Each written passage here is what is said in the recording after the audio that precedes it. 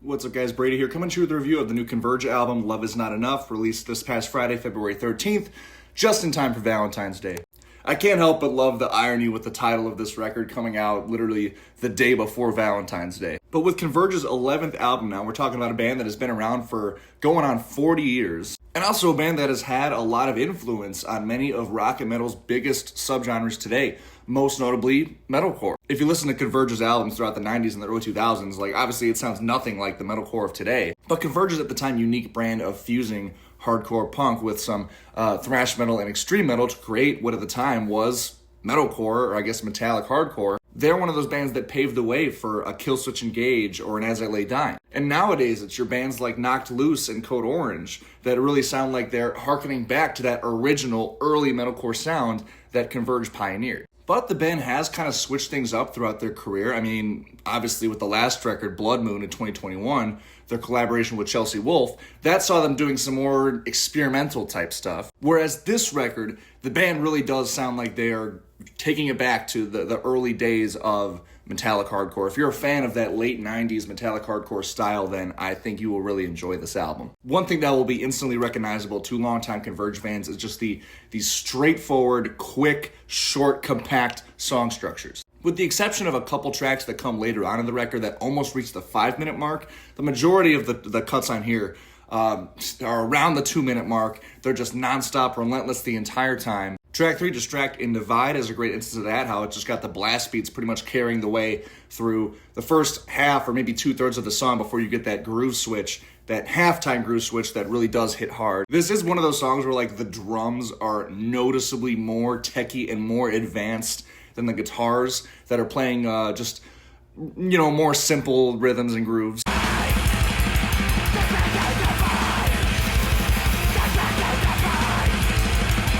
But that's something that's pretty present in this style overall and not really something that bothers me. The next track, To Feel Something, is one of the few changes of pace on this record. It's got some more quiet, eerie, dissonant type passages. And this song is one of a few on here that has more of a use of up and down dynamics as opposed to it just being balls to the wall the entire time. I also really like the odd time ideas in this song, just with those few little weird extra measures thrown in. I think it adds a lot. And you also have kind of your medium length tracks on here, like of course the title track, which is also the lead single. This is another really relentless song. It's got that frantic but catchy and groovy riffing that carries that main verse section. In the bridge of this song, vocalist Jacob Bannon does kind of like this more straight up hardcore punk influenced yelling vocal style before it leads into actually a guitar solo that sounds great. And the rhythm section really shines when the track ends, just the way that, again, it's got those crushing impacts every time that full music kicks back in. It's sort of like a stop and start part, but it hits so hard.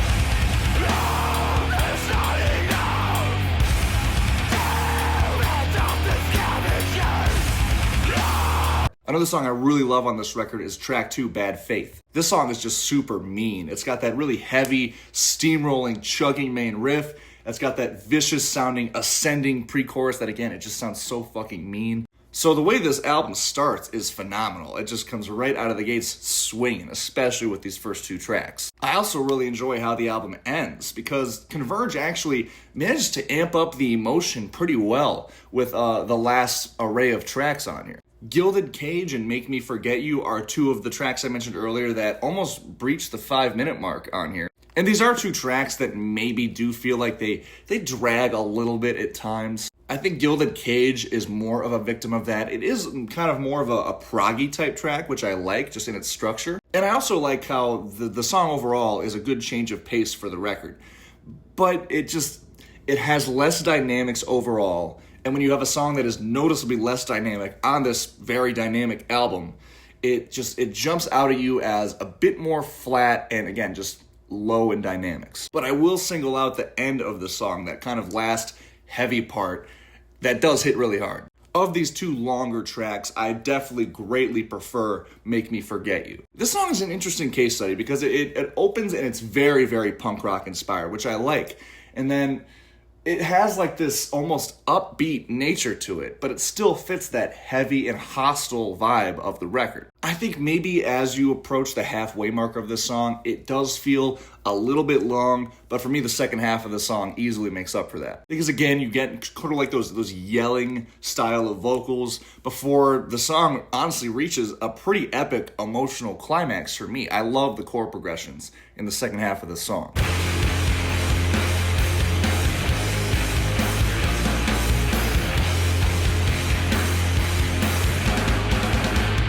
Make Me Forget You might be, to me, the most unique sounding song on this album overall, in a sense that I don't feel like I've heard many stuff by Converge or by any band that sounds like this song, which is great to hear. And then the closer and also the second single, We Were Never the Same, is another one that manages to feel like a pretty epic emotional climax yet again, just with those kind of dramatic, I think there's synth melodies in the background of the song. This is just a very dramatic song overall. It has a really intense build-up, and all the melodies going on really add to it. And also, vocally, I think vocally, it fits the dramatic nature of the song overall.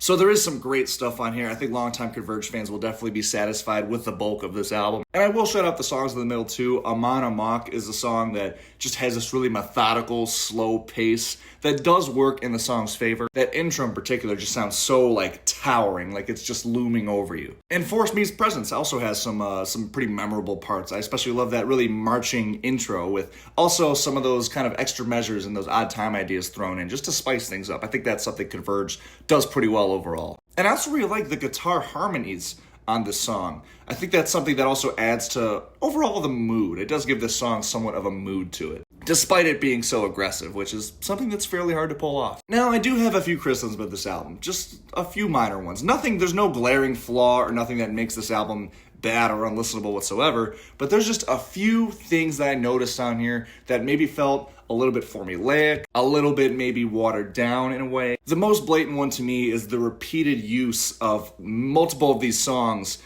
emphasizing just repeating the chorus line or repeating the song title as the hook. This is something I noticed right away with the first two singles, Love Is Not Enough, how the main refrain is just repeating Love Is Not Enough, and then same thing for the second single, We Were Never the Same. Same idea, they're just saying we were never the same over and over. Bad Faith too, they got the gang vocals constantly saying Bad Faith throughout the song. Also Make Me Forget You, how many times is that line repeated throughout that song? I enjoy all of these tracks here, just to be clear, but it does seem to me like this formula and this repeated use of the same refrain and the same song title over and over again throughout these songs might have been used as something of a crutch throughout the songwriting. And Converge have used the same formula on some songs in the past. So it just comes off a little bit to me, like I said, like it was maybe used as a crutch or maybe used as somewhat of a cop-out instead of having, a more well thought out chorus in particular. I will give them the benefit of the doubt though, in a sense that this style of metallic hardcore, it is somewhat difficult to pull off an actual catchy refrain without using like a clean chorus or something. I know this because this is like the exact style of music that I play. But another thing that left me kind of wanting more is that mid-album interlude, Beyond Repair.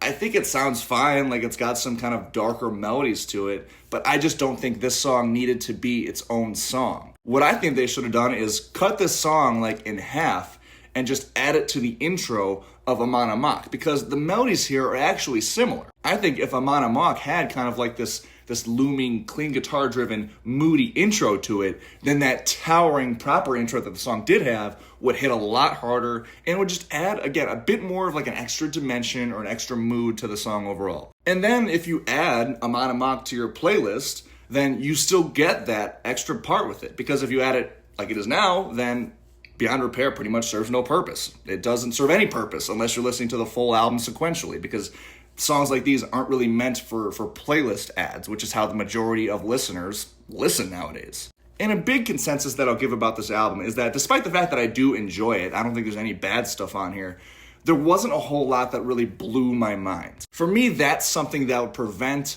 a good album from being considered a great album. I think the closest this album gets to that would be Make Me Forget You. Like I said, that kind of emotional apex the song has, and also the following track, The Closer, We Are Never the Same, just in its drama. Aside from those two parts, this album just feels like a straightforward Converge album, and that's fine. That's not a bad thing. Like I said, if you're a fan of the style, if you're a longtime fan of Converge, then you're definitely going to like this album. I do like this album. There's just a few little kinks that, for me, needed to be worked out. A little bit of an over-formulaic nature at times, and not a whole lot that blew my mind. As a result of all those things, I'm going to score this album a 22 out of 30. As always, thank you guys so much for watching. Remember to hit subscribe for more rock and metal-related content, album reviews, and such. Please comment below your thoughts on this album if you've listened to it. I would love to hear them. And as always, once again, thank you guys so much for watching. Until next time, I'll see you guys later. Peace.